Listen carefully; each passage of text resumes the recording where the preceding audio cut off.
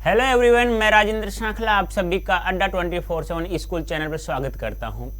इस सेशन में हम पढ़ेंगे तुलसीदास जी द्वारा रचित कवितावली, जो इनकी रचना है उसके उत्तरकांड से दो कविता और एक सवैया दिया हुआ है हमारी पाठ्य पुस्तक में। तो इस सेशन में हम पहला जो दो कविता हैं यहाँ से उत्तरकांड से और एक सवैया है, तो पहला कविता पढ़ेंगे हम, ठीक है। उससे पहले एक बार आप देख लीजिएगा, आपकी पुस्तक का नाम है आरोह भाग 2। अध्याय संख्या की बात करें, चैप्टर संख्या की बात करें तो चैप्टर संख्या है 8, जिसके लेखक का नाम है तुलसीदास।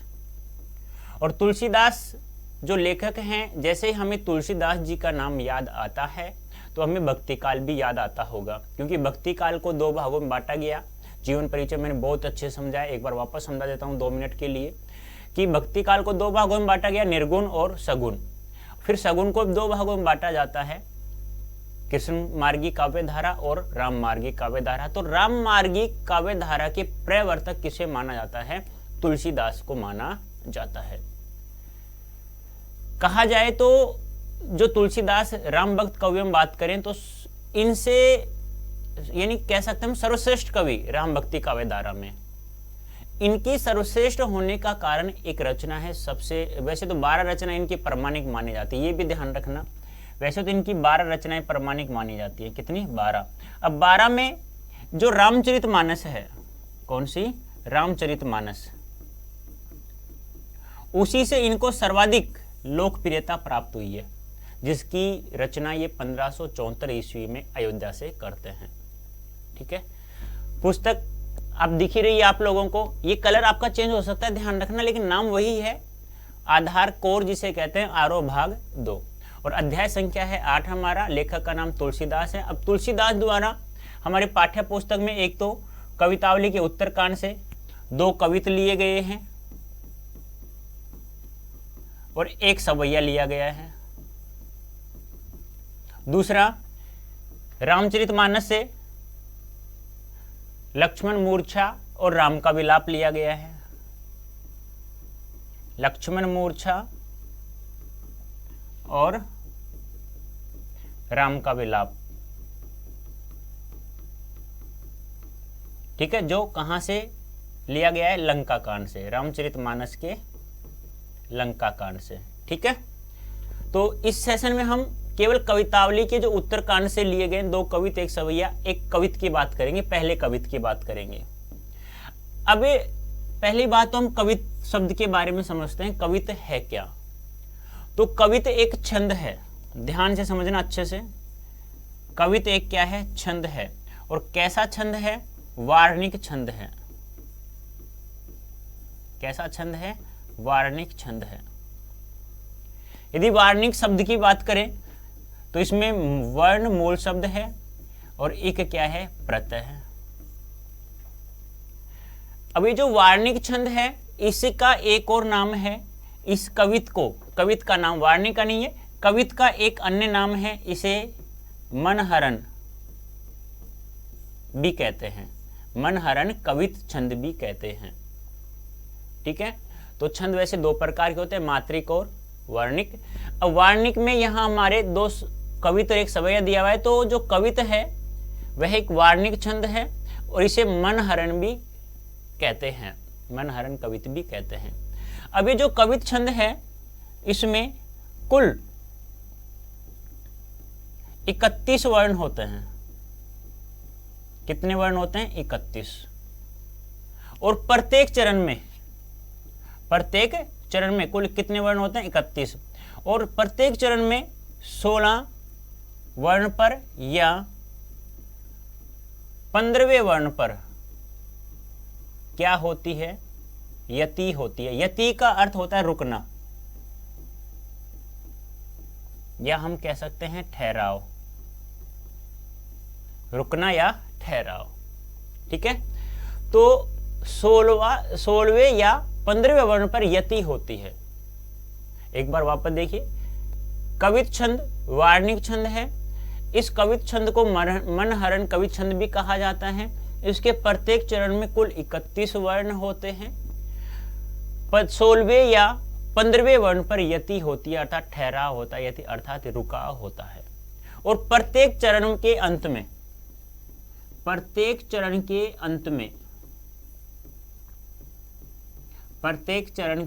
अंत में एक गुरु होता है। क्योंकि छंदों में हम लघु और गुरु की बात करते हैं ना, जो 4 मूल वर्ण हैं, ए, ई, उ और री, सी, ये 4 मूल वर्ण हैं। इनकी जो मात्रा होती है वह लघु मात्रा होती है, जिसे हम इस प्रकार से प्रदर्शित करते हैं छंद में। और गुरु को हम लोग इस प्रकार से लिखते हैं, गुरु मात्रा को। और इनके अलावा जो भी स्वर बच गया उनकी कैसी मात्रा होती है? गुरु मात्रा होती है। आ, बड़ी, बड़ा ऊ, या हम दीर्घ ऊ, दीर्घ ई कह सकते हैं हम, ए, ऐ, ओ, औ, ठीक है। इन सभी की क्या होती है? दीर्घ मात्रा होती है या गुरु वर्ण होता है। ये समझ में आ गया? ये आपके वहां पाठ्य पुस्तक में दिया हुआ है। पीछे जैसे हम बात करें तो ऐसे दिया हुआ है, इन्हें भी जाने, वहां दिया हुआ है। जितने भी छंदों का प्रयोग किया गया आपके पाठ्य पुस्तक में, कवितावली के और रामचरितमानस में, जैसे रामचरितमानस की बात करें तो मुख्य छंद चौपाई और दोहा है। वैसे तो मुख्य छंद चौपाई को माना जाता है, बीच बीच में दोहा, सोटा, हिगीति का प्रयोग किया गया। तो प्रत्येक दोहों के प्रत्येक छंद के बारे में इन्हें भी जाने के नाम लिख करके लिखा हुआ है। तो मैंने आपको छंद अलग से पढ़ाऊंगा, ठीक है। यहाँ तो केवल इतना ही जाना हमने कि कवित छंद में 31 वर्ण होते हैं, 16वें व 15 वर्ण पर यति, ठहराव, रुका होता है, और इसे मनहरण कवि छंद भी कहते हैं। और प्रत्येक चरण के अंत में क्या होता है? गुरु होता है। समझ में आ गया यहाँ तक? आगे देखते हैं अब हम। तो कवितावली में कुल 7 कांड है, जिसका उत्तर कांड से लिया गया है। और इसके रचयिता कौन है? तुलसीदास है। ये तुलसीदास जी आपको दिखाई दे रहे हैं, ठीक है। अब देखो, जो कवितावली के उत्तरकांड है, जो पहला छंद है, और पहला कैसा छंद है अभी? कवित छंद। तो पहले कवि छंद के सारांश रूप में देख लेते हम क्या लिखा हुआ है। यह शुरू किससे होता है? किस्बी किसान से शुरू होता है। कहां से शुरू होता है? किस्बी किसान। आगे हम देखेंगे, बात करेंगे। इसमें क्या लिखा हुआ है? पहले छंद में तुलसीदास जी ने दिखलाया है कि संसार के अच्छे बुरे समस्त लीला प्रपंचों का आधार पेट की आग का दारुण व गहन यथार्थ है। यानी कि इसमें जो भी बताया गया है वो पेट की आग के बारे में बताया गया है। यानी कि इंसान की जो पेट की आग है, पेट की भूख है, उसी के लिए प्रत्येक इंसान इधर से उधर भागता ही रहता है। कैसा भी इंसान हो, चाहे कोई कमाने वाला हो, चाहे कोई भिखारी हो, मतलब कोई भी हो सकता है, XYZ। जो पेट की आग है ना, पेट की आग, देखो वैसे आग 3 होती हैं अलग अलग। जैसे आपसे एग्जाम पूछा जा सकता है कि पेट की आग को क्या कहा जाता है? बंगवानल कहा जाता है। क्या कहा जाता है? बंगवानल। और समुद्र की आग को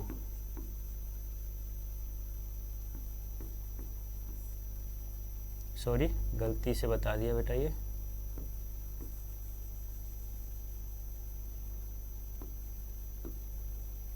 पेट की आग को कहा जाता है जठराग्नि, और समुद्र की आग को कहा जाता है बंगवानल, और जंगल की आग को कहा जाता है अरण्य जिसे कहते हैं, वन जिसे कहते हैं, उसे कहा जाता है दावाग्नि।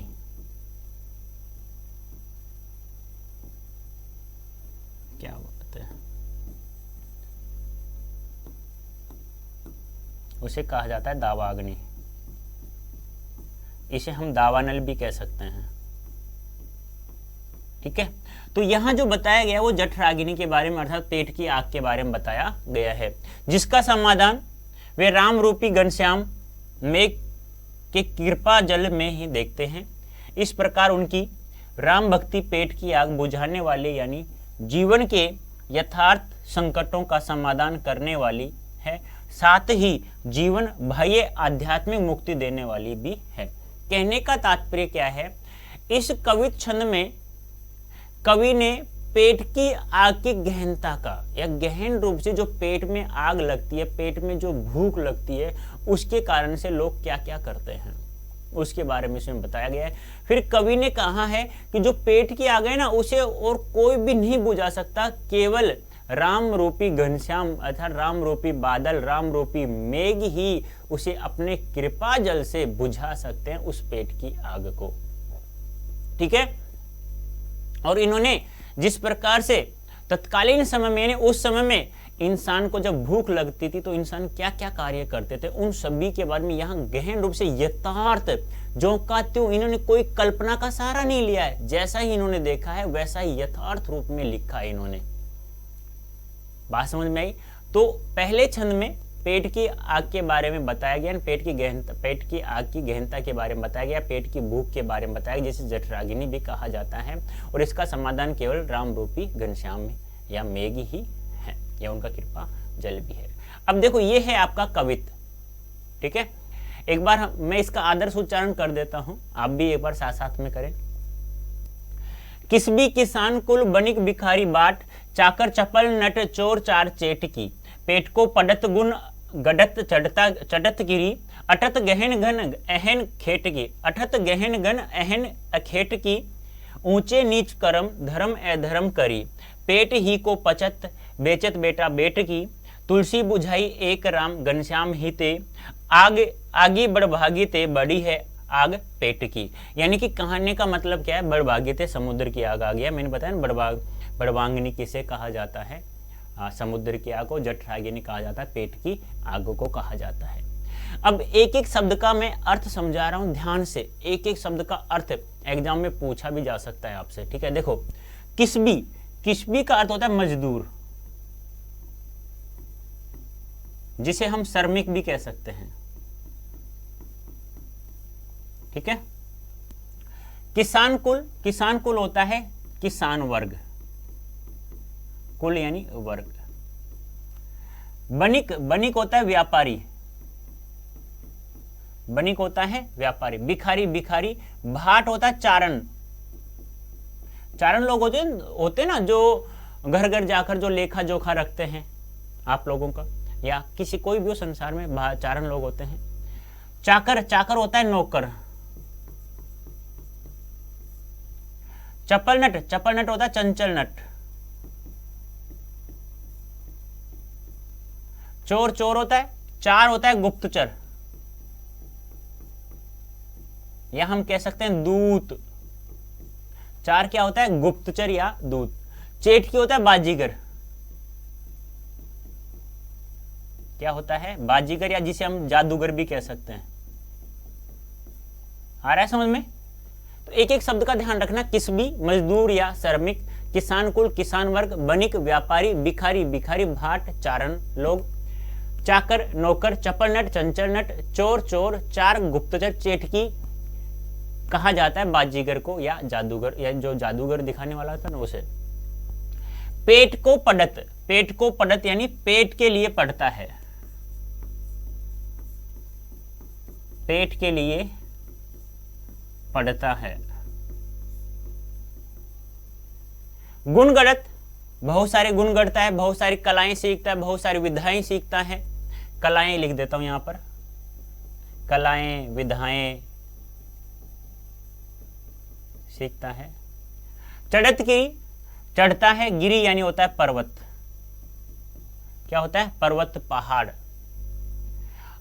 अठत गहन गन अहन अखेट की, अठत यानी होता है घूमना, अठत यानी क्या होता है घूमना।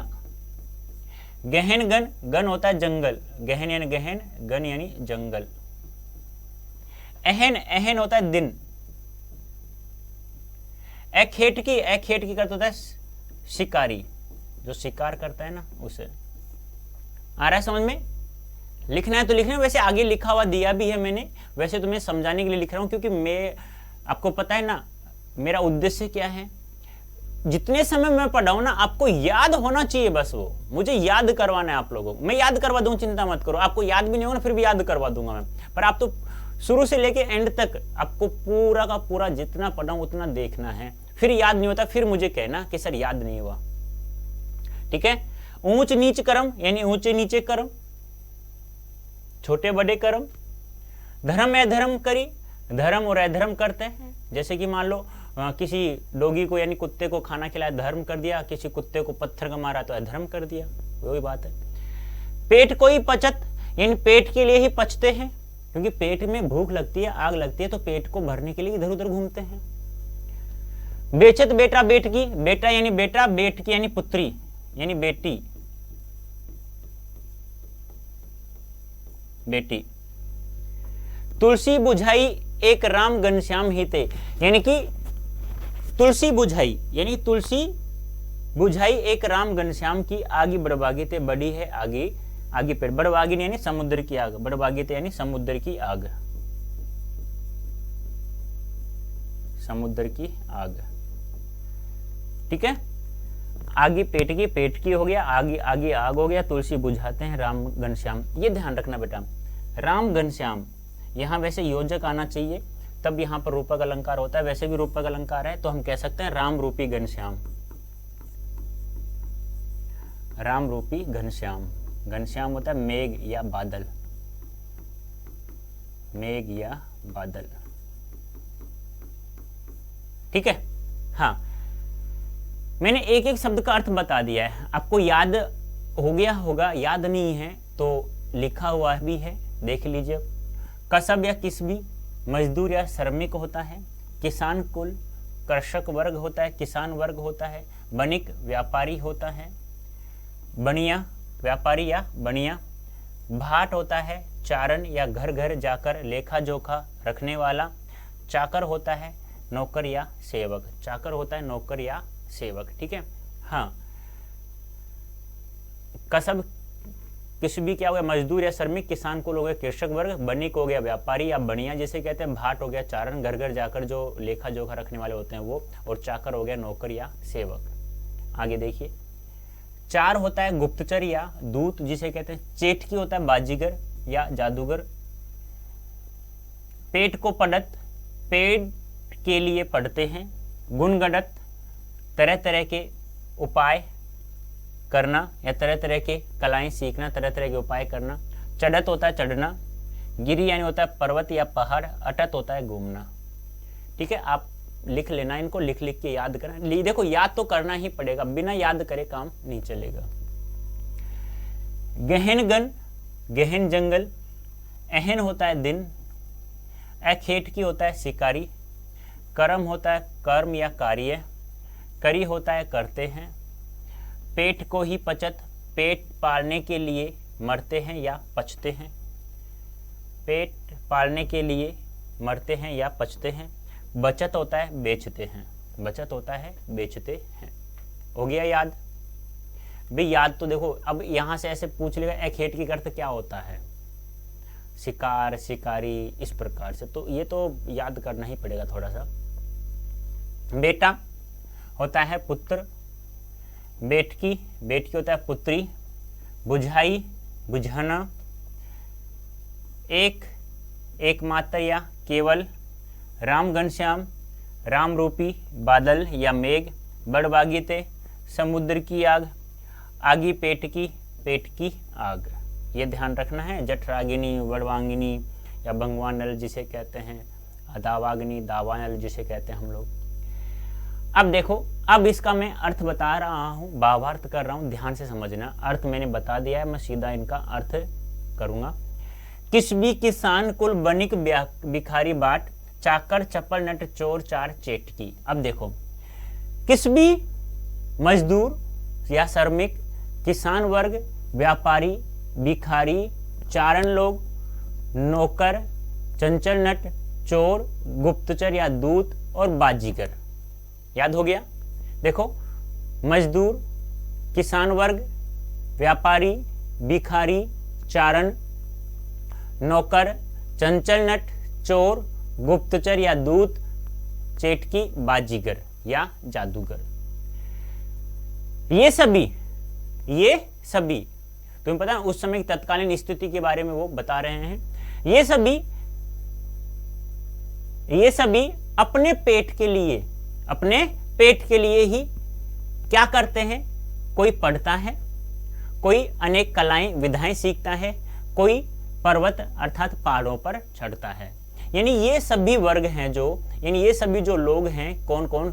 श्रमिक हो गया, किसान वर्ग हो गया, व्यापारी हो गया, भिखारी हो गया, चारण हो गया, नौकर हो गया, चंचल नट हो गया, चोर हो गया, गुप्तचर हो गया, बाजीगर हो गया, ये सभी अपने पेट को पालने के लिए या पेट की भूख मिटाने के लिए कोई पढ़ता है, कोई अनेक कलाएं विधाएं सीखता है, कोई तरह तरह के उपाय करता है, कोई पर्वत अर्थात पहाड़ पर चढ़ता है, और कोई अटत गहन गन अहन अखेट की, कोई गहन जंगलों में दिन और रात, कोई गहन जंगलों में दिन में या रात में शिकारी करने के लिए घूमता है, इधर उधर घूमता है। कहाँ? गहन जंगलों में, दिन हो चाहे रात हो, लेकिन अपना पेट भरने के लिए, पेट की पूजा करने के लिए, पेट की आग को समाप्त करने के लिए वो गहन जंगलों में दिन रात शिकार करने के लिए घूमता रहता है।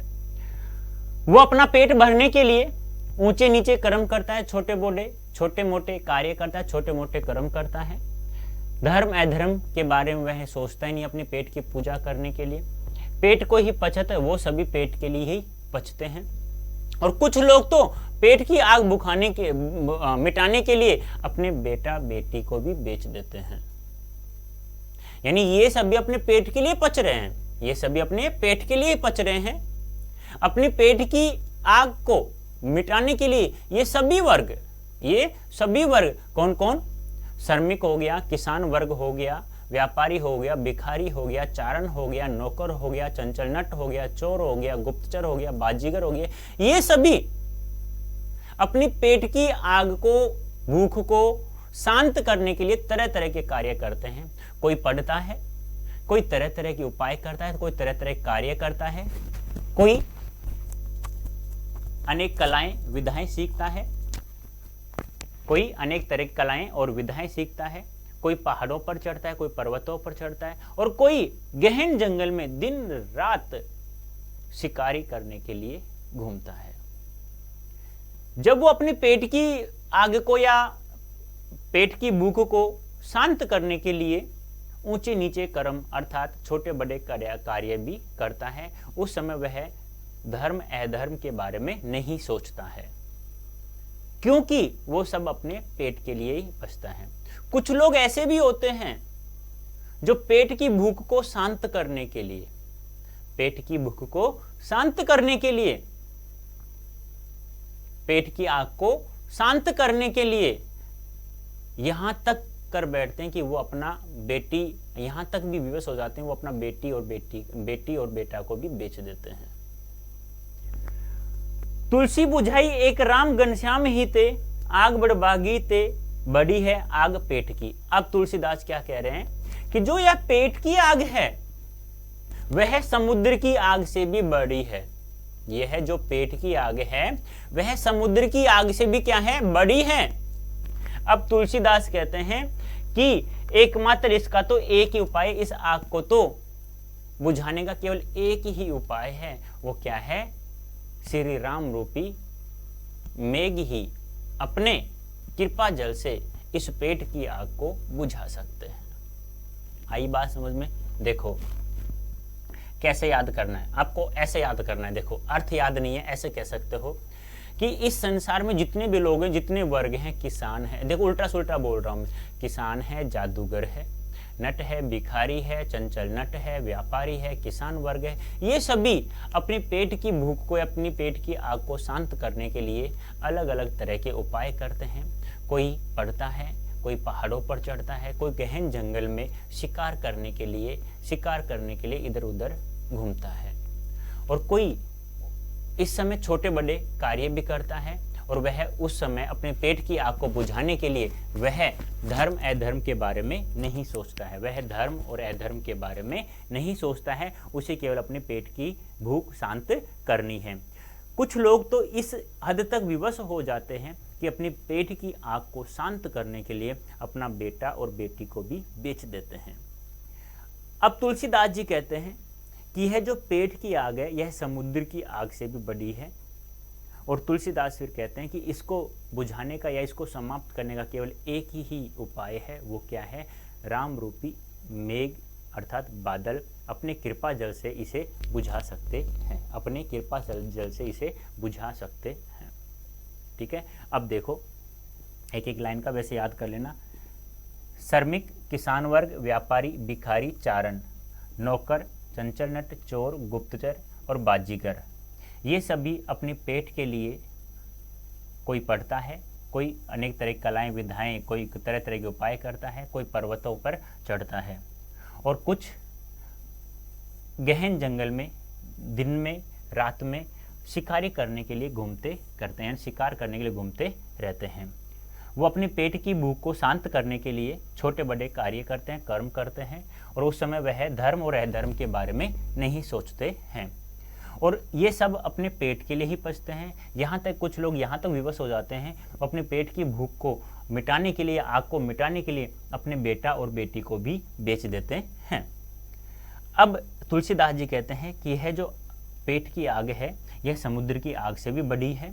फिर तुलसीदास जी कहते हैं कि इसका तो एक ही उपाय है, इसे तो एक तरह से ही बुझाया जा सकता है। और कौन बुझा सकता है? राम रूपी मेघ या राम रूपी बादल ही अपना कृपा जल से इसे बुझा सकते हैं।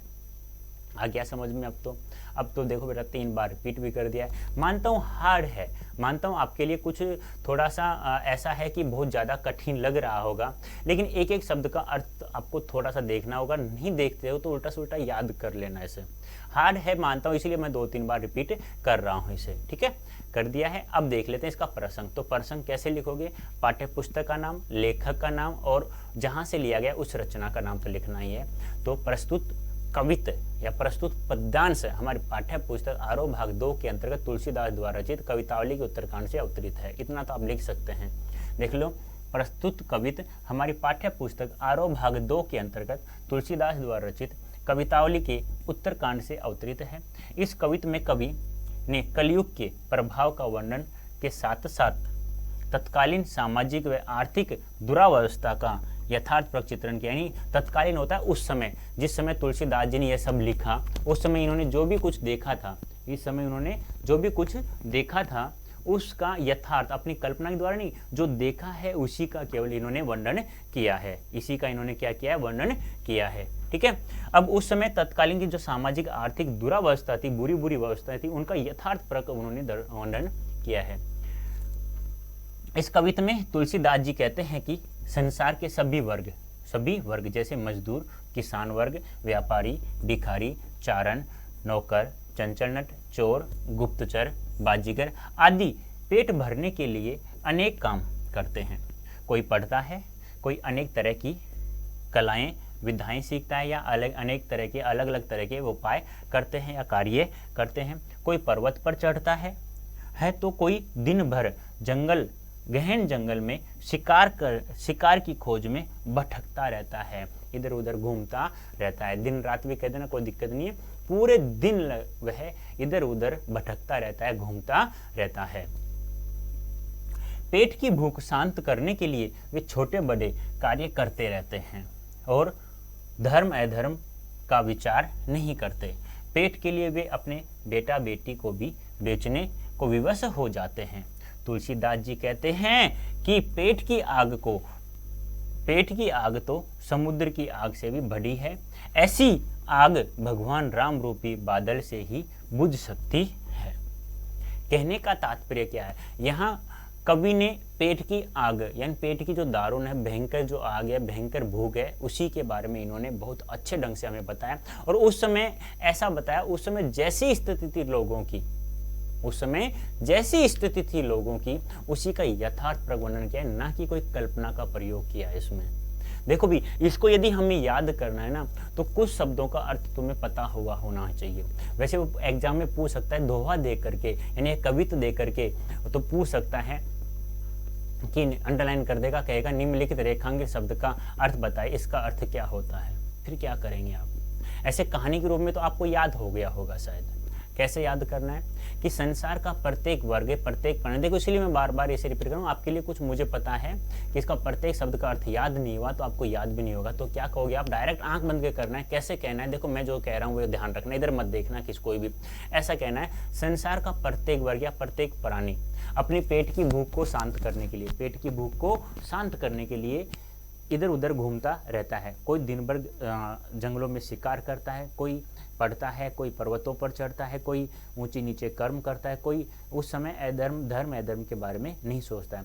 कुछ लोग तो यहाँ तक विवश हो जाते हैं कि वो अपने पेट की भूख को शांत करने के लिए अपने बेटा और बेटी को भी बेच डालते हैं, लेकिन फिर भी वह आग नहीं बुझती है। काफ़ी बार तो ऐसा होता है कि बेटा बेटी बेच देते हैं तो फिर उसी के बारे में सोचता रहता है, इंसान खा तो लेता है लेकिन भूख तो मिट जाती है, लेकिन फिर भी वह वैसे मन से तड़पता रहता है। ठीक है, फिर तुलसीदास जी कहते हैं कि यह जो पेट की आग है इसकी तुलना किससे की है? समुद्र की आग से। लेकिन समुद्र की आग को क्या बताया गया? बड़ा बताया गया कि नहीं, यह जो पेट की आग है यह समुद्र की आग से भी बड़ी है और इसको बुझा कौन सकता है? केवल राम रूपी घनश्याम मेघ ही इस अपने कृपा जल से इसे बुझा सकते हैं, इसे शांत कर सकते हैं। तो बोलो जल्दी से फटाफट बताइए, आ गया होगा शायद समझ में, उम्मीद करता हूँ कि समझ में आ गया होगा।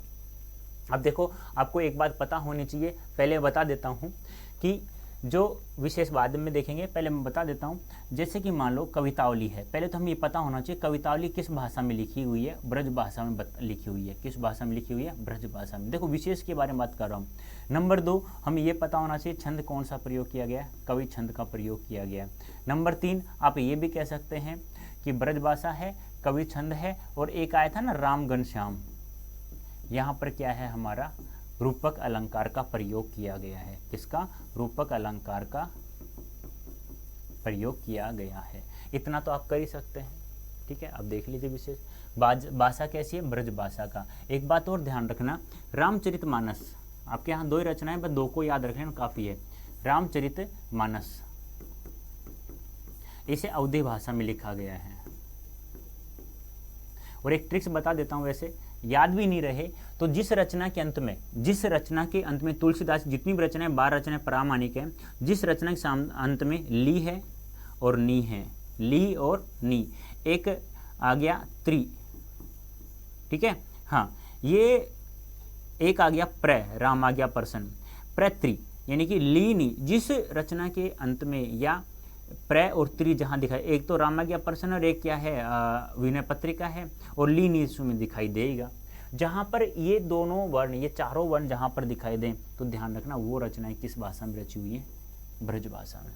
अब तो याद हो जाएगा, कोई दिक्कत नहीं, क्योंकि आपके दिया हुआ है दोहावली, कवितावली, विनय पत्रिका, रामाज्ञा पर्सन, रामचरितमानस, जानकी मंगल, पार्वती मंगल, ऐसे जो अनुमान भावुक, ऐसे जो 12 रचनाएं हैं तुलसीदास की जो प्रामाणिक मानी जाती हैं, उनकी भाषाओं के बारे में पूछा है, ध्यान रखना। जिस रचना के अंत में ली और नी हो और प्र और त्र, यानी कि ये दोनों अंत में नहीं मिलेंगे, तुम ये ध्यान रखना, ये तो मैंने ट्रिक्स में बना दिया अलग से, ये तो अंत में मिलेंगे ली और नी, ये आपको कहीं पर मिले प्र और त्रि, तो वो रचनाएं 2 ही हैं, एक तो रामाज्ञा पर्सन है और एक है आपकी विनय पत्रिका है। ठीक है, और ली और नी आप लोग वैसे भी कर सकते हैं, देख सकते हैं प्रत्येक रचना के अंत में जिसके अंत में ली और नी दिखाई दे वो रचनाएं ब्रज भाषा में। तो अब ये कौन सी है? कवितावली है, तो कवितावली के अंदर ली आ रहा है तो भाषा कौन सी है? ब्रज भाषा। और शेष जो भाषाएं हैं वो सारी की सारी किस में लिखी हुई हैं? अवधी भाषा में लिखी हुई है। ठीक है, अब यहाँ तत्सम शब्दों का प्रयोग हुआ है। किन शब्दों का प्रयोग हुआ है? तत्सम शब्दों का प्रयोग हुआ है। तुलसी का भक्ति भाव, दास्य भाव दिखाया गया है, यानी कि आपसे पूछा तुलसी का भक्ति भाव कौन सा इस पद्यांश में या इस कविता में बताइए, तुलसी का कौन सा भक्ति भाव दिखाई देता है? तो कैसा भाव दिखाई देता है? दास्य भाव दिखाई देता है। राम घनश्याम, राम घनश्याम में रूपक अलंकार है, वैसे हमें अर्थ निकाले तो क्या हो जाएगा? राम रूपी घनश्याम या राम रूपी मेघ या राम रूपी बादल, राम रूपी बादल। ठीक है, और छंद कौन सा है? कवि छंद है। रस कौन सा है? करुण रस। क्यों करुण रस क्यों है? जहाँ दुख की बातें जहाँ हो, क्योंकि दुख की बातें हैं कि लोगों को पेट भरने के लिए बेटा बेटी को बेचना पड़ रहा है, इधर उधर भटकना पड़ रहा है, पूरे दिन भटकना पड़ रहा है, पेट की आग बुझाने के लिए वो ऊंचा नीचा कर्म भी करता है, छोटे बड़े कार्य भी करता है, और हम ये भी कह सकते हैं कि ऊंचा नीचा तो कार्य कर्म करता ही है, साथ ही वो धर्म और अधर्म के बारे में भी नहीं सोचता है। ठीक है, और वर्णों की आवर्ती कारण क्या है? यहाँ पर अनुप्रास अलंकार का प्रयोग किया है। संसार के लोगों की भूख का यथा चित्रण भी इन्होंने यहाँ किया है। समझ में आ गया होगा। एक बात और ध्यान रखना थोड़ा सा करुण रस के बारे में, जहाँ पर हमें रोने धोने की बात, दुख की बात आती है, वहाँ करुण रस होता है, ध्यान रखना, एक सीधी सी बात। और दूसरा, ये जो कवित छंद है ना, ये कवित छंद, इसका एक बार वापस बता देता हूँ मैं कुछ समय के लिए। जो कवित छंद होता है ना, कवित छंद होता है, यह जो छंद होता है इसे मनहरण कवित्व भी कहते हैं। क्या कहते हैं, मैंने बताया था ना अभी, मनहरण कवित्व भी कहते हैं। और प्रत्येक चरण में कितनी मात्राएं होती हैं भी याद हो गया तो बता देना। और कितने वर्ण होते हैं, 31 वर्ण होते हैं। और 16 व 15 पर क्या होती है, यति होती है, ठहराव होता है। और दूसरी सबसे बड़ी बात बताई थी, प्रत्येक चरण के अंत में क्या होता है अभी, गुरु होता है। अब जल्दी से बता दो मुझे, उम्मीद करता हूँ आप लोगों सभी को समझ में आ गया होगा। बोलो आया या नहीं आया, ईमानदारी से बताओ। देखो भी, मानता हूँ कवित्व जो दिया हुआ है बहुत ही लंबा दिया हुआ है, बहुत बड़ा है, और एक एक शब्द का तुम्हें अर्थ याद रखना ही पड़ेगा, और कोई चारा भी नहीं है। कहानी के रूप में तो याद हो गया होगा, याद नहीं हुआ है तो मैंने वैसे 3-4 बार रिपीट किया है, याद नहीं हुआ तो 1-2 बार इसे मेहनत करना, देखने की कोशिश करना, ठीक है। तो उम्मीद करता हूँ आप लोग बहुत अच्छा समझ में आया होगा, और ऐसा मुझे अनुभव भी हो रहा है कि आपको याद हो गया। आप कहोगे सर ये तो बहुत ही लंबा है, बहुत ही बड़ा है, कैसे याद होगा। बेटा कोई दिक्कत नहीं है, आप मेहनत करिए, ईमानदारी से आपको याद हो जाएगा। तो इस सेशन में जुड़ने के लिए सभी को धन्यवाद। Thank you so much.